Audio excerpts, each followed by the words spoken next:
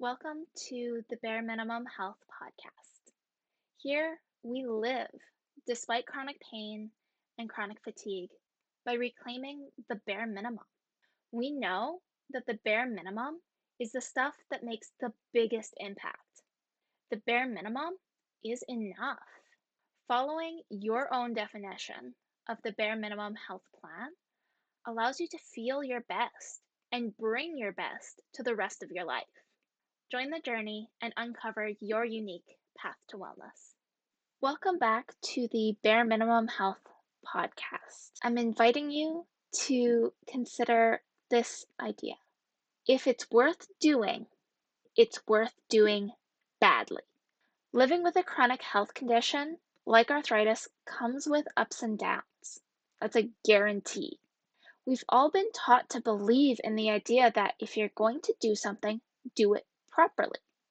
It's so ingrained that I'm quoting an episode of Bluey here. But this message leads directly to all or nothing thinking because the opposite is if you can't do it properly, don't do it at all. And we all know where perfectionism ends, right? Instead, embrace the idea that if it's worth doing badly. It sounds counterintuitive, but it's incredibly freeing when you're navigating chronic pain, fatigue, and the unpredictability that comes from it all.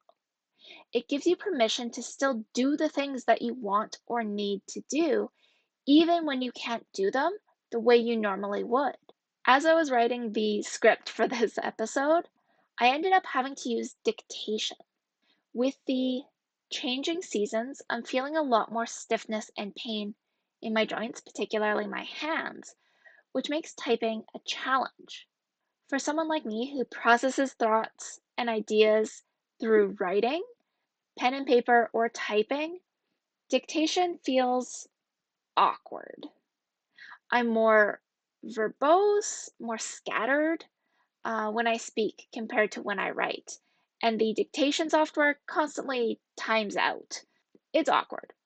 But I refuse to let that stop me because that was my first instinct. If I can't type, then I just can't do it today. Our brains love to latch onto that all or nothing thinking, and life with a chronic illness gives it so many opportunities to do so.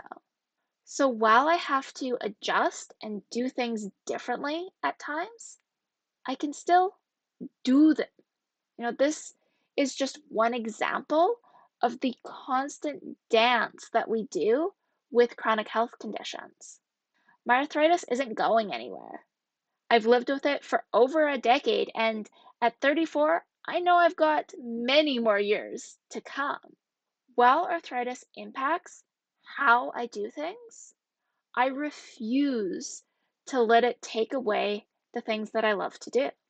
Yeah, it's frustrating when I can't do things the way I want to, the way that ideally would work best, but finding another way to still do them is a part of the journey, a necessary part of the journey to be able to still live your life.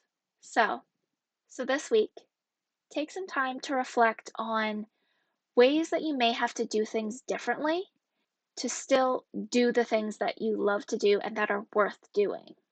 Until next week, adapt and keep moving forward.